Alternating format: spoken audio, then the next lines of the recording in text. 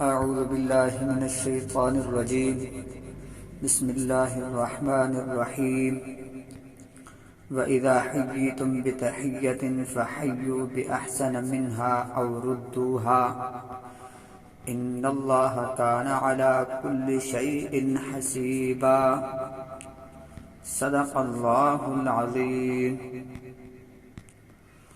میرے دوستو اور بھائیو، یہ آیت نمبر 86 سورۃ النساء، اس آیت میں اللہ تبارک و تعالی نے یہ بات ہمیں سمجھائی ہے، جب آپ کسی کو سلام کر رہے ہو تو سلام کا بہترین، آپ کو کوئی سلام کر رہا ہے السلام علیکم، آپ نے اس کو بہترین انداز میں اس کو جواب دینا ہے وعلیکم السلام ورحمۃ اللہ وبرکاتہ۔ جو آپ کو دعا دے اس کو بہترین انداز میں آپ نے اس کو جو ہے دعا دینی ہے۔ جتنا آپ کو سلام کر السلام علیکم، یا آپ اتنا ہی جواب دو وعلیکم السلام، یا بہتر تو یہ ہے فحیوا بأحسن منها، تو بہترین انداز میں اس کو جواب دو، یا یہ نہیں دے سکتے وردوها، تو اتنا اس کو جو ہے واپس کر دو، وعلیکم السلام کہہ دو۔ تو اس میں یہ بتایا گیا ہے آپ جو ہے سلام کرو ایک دوسروں کو، جب دعا دو تو جواب میں اچھے انداز میں اس کو جو ہے جواب دو۔ اللہ نے فرمایا وَإِذَا حُيِّيتُم بِتَحِيَّةٍ، جب تمہیں دعا دی جائے سلام کے ساتھ فَحَيُّوا بِأَحْسَنَ مِنْهَا، تم اس سے بہتر دعا دو، جہاں سے تم بہتر دعا دو، وَرُدُّوهَا، یا کم از کم اتنا اس کو لوٹا دو، اس سے زیادہ بہترین انداز میں کو جواب دو، یا اور ردوها، اتنے اس کو جو ہے واپس لوٹا دو۔ مثلا السلام علیکم کہا، آپ نے اس کو وعلیکم السلام جواب دے دیا۔ چاہیے تو یہ تھا بہترین انداز میں اس کو جو ہے جواب دیا جاتا۔ السلام علیکم سے 10 نیکیاں ملتی ہیں، اس کا جو ہے اگر آپ نے السلام علیکم ورحمۃ اللہ بولا ساتھ تو 20 نیکیاں ہو جائے گی، اس کے ساتھ وبرکاتہ کہہ دیا تو 30 نیکیاں ہو گئی، ومغفرتہ کہا تو 40 نیکیاں ہو گئی۔ جتنا آپ زیادہ سے زیادہ سلام کہیں گے، زیادہ سے زیادہ جواب دیں گے تو نیکیاں زیادہ بڑھے گی۔ السلام علیکم کی 10 نیکیاں، ورحمۃ اللہ کی 20 ہو گئی، وبرکاتہ کی 30 ہو گئی، ومغفرتہ کی 40 ہو گئی۔ ایک سلام کہ اللہ تبارک تعالیٰ کو 40 نیکیاں عطا فرماتا ہے۔ تو سلام کرنا جو ہے سنت ہے، سلام کا جواب دینا واجب ہے۔ یہ جو ہے سلام حضرت آدم علیہ السلام سے شروع ہوا۔ حضرت آدم علیہ السلام کو پیدا کرنے کے بعد اللہ تعالیٰ نے یہ فرمایا پشت میں فرشتوں کی ایک جماعت ہے، اس کو جا کر سلام کرو، جو جواب وہ دیں گے وہ جواب تمہارے لیے، تمہارے اولاد کے لیے ہوگا۔ چنانچہ حضرت آدم علیہ السلام نے فرشتوں کے پاس جا کر السلام علیکم کہا تو انہوں نے جواب میں السلام علیکم ورحمۃ اللہ کہا۔ چنانچہ سلام کا یہ طریقہ بنی آدم میں راجع ہو گیا۔ سلام کی تشریح، یہ بات سمجھ لینی چاہیے کہ سلام کرنا سنت ہے، اس کا جواب دینا واجب ہے۔ اور پھر یہ بھی ہے کہ جو شخص سلام میں پہل کرتا ہے وہ زیادہ اجر ملتا ہے اس کو۔ حضور صلی اللہ علیہ وسلم کا فرمان ہے کہ راستوں پر نہ بیٹھا کرو، اگر بیٹھنا ہے تو راستے کا حق بھی ادا کیا کرو، اور راستے کا حق یہ ہے کہ امر بالمعروف اور نہی عن المنکر کیا کرو۔ مانا جو راستہ بھٹک جا رہا ہے، الٹا جا رہا ہے، تو آدمی جو راستے میں بیٹھا ہے اس کو سیدھا راستہ دکھائے، سیدھا راستہ اس کو دکھا دے، جانے والوں کو سلام کہو۔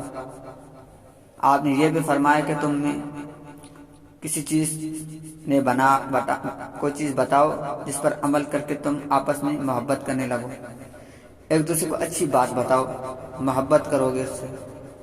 وہ راستہ بھول رہا ہے، آپ نے اس کو اچھا راستہ دکھا دیا، وہ صحیح راستے پہ چل گیا۔ سلام کو عام کرو، ایک دوسرے کو السلام علیکم کہا کرو، بار بار الگ ہو جاتے ہو پھر ملتے ہو تو پھر سلام کرو۔ آپ ایک دوسرے کو تعارف کرواؤ، اس کو بھی سلام کرو، یہ پیار محبت کا بہترین مسئلہ ہے، ہر کسی سے ملو۔ مفسرین کرام فرماتے ہیں کہ اس آیت کے مخاطبین اہل اسلام ہیں اور سلام کرنے کا حکم انہی کے لیے ہے کہ جب آپس میں ملو تو ایک دوسرے کو سلام کیا کرو، اس کا بہتر جواب دیا کرو۔ یا حکم کافروں کے لیے نہیں، لہذا کفار کے ساتھ سلام ابتدا نہ کرو، کیونکہ فقہاء کرام فرماتے ہیں کہ اگر کوئی شخص کفار کے ملک میں ان کے زیر اثر رہتا ہے تو سلام نہ کرنے سے اسے نقصان اٹھانے کا خطرہ ہے تو سلام کرنا مباح ہوگا، گناہ گار نہیں ہوگا۔ یاد رہے بعض حالات میں سلام کرنا مکروہ ہو جاتا ہے، مثلا کوئی آدمی آپس بول رہے ہیں یا بیان وغیرہ ہو رہا ہے یا آذان ہو رہی ہے یا نماز ہو رہی ہے یا قرآن شریف کی تلاوت ہو رہی ہے، یہ ان دوران جو ہے سلام کرنا مباح ہو جاتا ہے۔ ان حالاتوں میں جو ہے سلام نہیں کرنا چاہیے، اس میں رکنا چاہیے اور سلام پہل کرنی چاہیے۔ ہر جگہ جو ہے آپ نے پہل کرنی ہے۔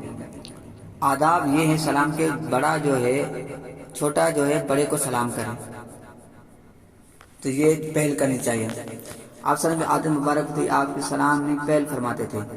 جگہ کو بچوں پر گزر ہوا تو سلام کیا، عورتوں کے پاس گزرے تو وہاں بھی سلام کیا۔